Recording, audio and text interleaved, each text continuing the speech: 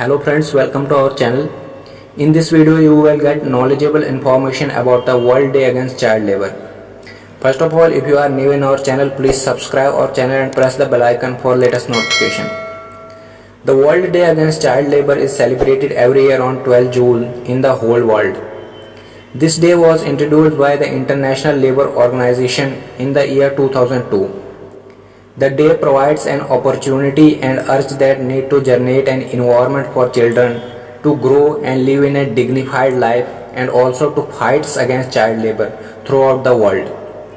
This day is also known as Anti-Child Labor Day. It is observed on 12 June every year to highlight the impact of crisis on the child labor. The day not only focuses on suitable environment required for children to grow, but also to provide an opportunity to gain support from governments, civil societies, schools, youth, women's groups and media to participate in the campaign against child labor.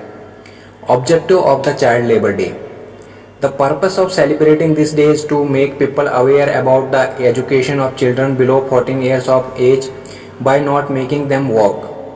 Every year on 12 June, the World Day raises awareness of the plight of child labor by the governments, employers, labor organizations and civil societies, as well as millions of people around the world, and make campaigns and also run to them.